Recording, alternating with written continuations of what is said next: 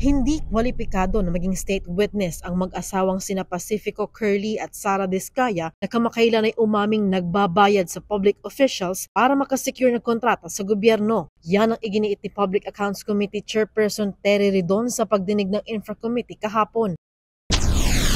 Bago ito, hayagang tinawag na sinungaling ni Pasig City Mayor Vico Soto ang mga Diskaya sa pagdinig. Isang halimbawa ng anyay kasinungalingan ng mga Diskaya ang kanilang pahayag na kung minsan ay nalulugi pa umano ang mga ito sa kanilang mga proyekto. Meron pa po, sabi po nila, when Senator Tulfo was questioning them, sabi niya po, minsan daw po, lugi pa daw siya. Ang bait naman po ng mga ito, kung tumatanggap sila ng kontrata sa gobyerno, nagbibid sila para malugi. Pero matatandaan, sinabi nila sa Senado, wala silang magawa. Kailangan nila magbigay ng SOP. Pero, ang pinangalanan lang nila, nasa 26 people.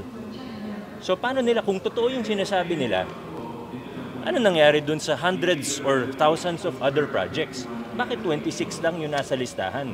Ang tanong, paano nila napili kung sino yung nasa listahan na yun? Pero, itong listahan ni Diskaya, itong mga statement, hindi lang yung listahan, buong statement nila, malinaw na sinungalingan.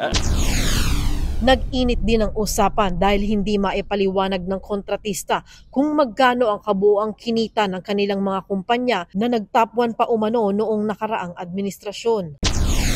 Sabihin mo sa amin kung magkano. Actually, parang umaabot lang po yata ng estimated ko parang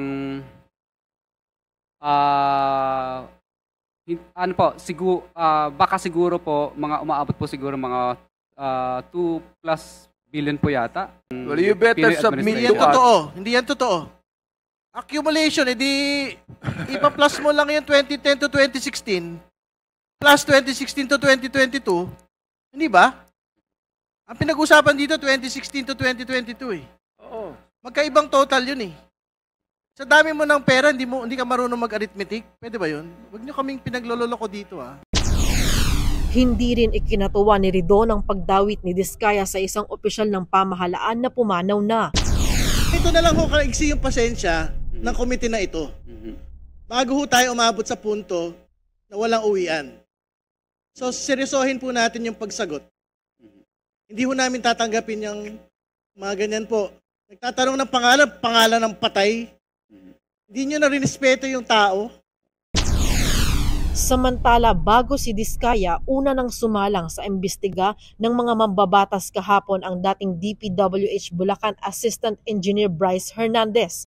Hiniling ni Hernandez sa Kamara na huwag siyang ibalik sa Senado kasunod ng pagsisiwalat kina Senator Jinggoy Estrada at Senator Joel Villanueva na aniyay nakinabang sa halos 955 million pesos na halaga ng flood control project sa Bulacan.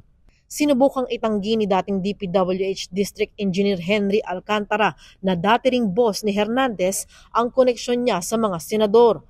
Pero bilang depensa ay nagpakita si Hernandez ng mga larawan kung saan makikitang magkasama sina Alcantara at Senator Estrada na sinundan pa ng mga larawan ng limpak-limpak na pera na para umano sa proponents ng flood control projects.